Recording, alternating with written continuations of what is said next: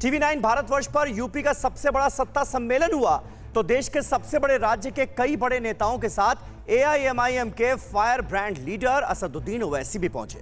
उन्होंने TV9 भारतवर्ष के मंच पर अखिलेश यादव से लेकर योगी और अमित शाह तक और जाट मुसलमान समीकरण से लेकर कैराना तक सभी मुद्दों पर बेबाकी से बात की।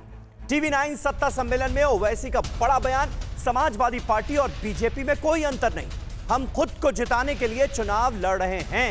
मेरा मकसद बीजेपी को हराना शुरू से रहा है। मुस्लिम वोट की वजह से बीजेपी नहीं जीत रही है, बीजेपी को ओबीसी दलित वोट ज्यादा मिल रहा है। हमारा गठबंधन सामाजिक न्याय की लड़ाई के लिए है। अखिलेश यादव के नेतृत्व में एसपी 3 चुनाव हार चुकी है। ये तमाम बातें असदुद्दीन ओवैसी ने कही TV9 के सत्ता सम्मेलन में। आपने बताया कि आपने एक फॉर्मूला भी दिया है जिसका आपने अभी जिक्र भी किया कि मुख्यमंत्री होंगे 2.5 साल के लिए, एक ओबीसी समाज से आएंगे, एक दलित समाज से आएंगे, उप मुख्यमंत्री का फॉर्मूला भी आपने दिया है। आप लेकिन जब अब तक बात करते आए हैं तो आप ये कहते आए हैं कि वोट लिया लेकिन उनको सत्ता में हिस्सेदारी या भागीदारी नहीं दी, तो आप भी तो नहीं दे रहे सत्ता में हिस्सेदारी भागीदारी। मुख्यमंत्री मुसलमान क्यों नहीं होगा? आज चाहे समाजवादी पार्टी हो या कांग्रेस हो या बीएसपी हो, ये नहीं कह रहे हैं कि डिप्टी चीफ मिनिस्टर एक मुसलमान को बनाएंगे। हम कह रहे हैं कि 3 डिप्टी सीएम बनाएंगे जिसमें एक मुस्लिम समाज का भी डिप्टी सीएम होगा। तो ये बात हम तो खुल के कह रहे हैं। दूसरी पार्टी तो डरती हैं लफ्ज़ नाम मुसलमान लेने से, ये तीनों पार्टी डरती हैं और ख़ास तौर से समाजवादी पार्टी ये तो नाम लेने से डर रहे हैं। और जितने एक सिस्टमेटिक तरीके से जिस तरीके से इन्होंने अभी तक टिकट दिया है, आप देख लें कि वो तो मुस्लिम लीडरशिप को ख़त्म करने चाहते हैं अपनी पार्टी से, मगर मुस्लिम लीडरशिप इमर्ज हो रही है और इमर्ज होकर रहेगी। MIM पार्टी उसका पूरा सपोर्ट कर रही है। आपने वापस मुख्यमंत्री के सवाल पर जवाब नहीं दिया कि क्या मुसलमान इतनी आबादी नहीं है उनकी कि एक मुख्यमंत्री उनका भी हो सकता है 2.5 साल के लिए? यकीनन होगा, मगर अब जब हमारा जो समीकरण हमने जो अलायंस किया है उसमें ये बात तय की है कि बाबू सिंह कुशवाहा साहब इस अलायंस के पहले 2.5 साल मुख्यमंत्री होंगे और 5 साल एक डिप्टी सीएम मुसलमान होगा। मैं तो चैलेंज कर रहा हूं कि समाजवादी, बीएसपी, कांग्रेस को बोलो तुम ये कर सकते नहीं कर सकते, अनाउंस करो। नहीं करेंगे क्योंकि इनको ये डर है कि अगर ऐसा करेंगे तो हमको दूसरे हिंदू भाइयों का वोट नहीं मिलेगा।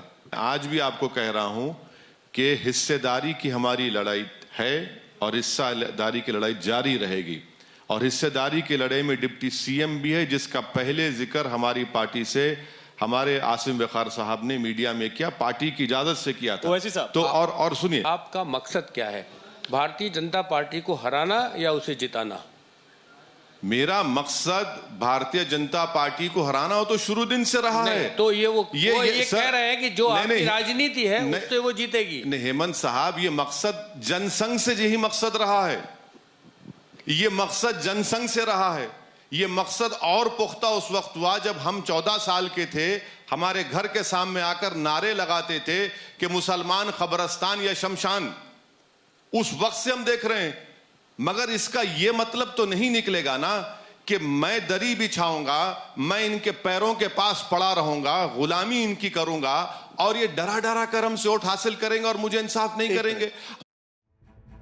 तो हमारा मकसद बीजेपी को हराना है। और एक और बड़ी बात समाजवादी पार्टी और बीजेपी के लिए असदुद्दीन ओवैसी की तरफ से कही गई कि कोई भी पार्टी हो, यानी उनके अलावा जितनी भी पार्टियां हैं वो मुसलमानों का नाम लेने से भी डरने लगी हैं आजकल कि कहीं इसका नुकसान ना हो जाए।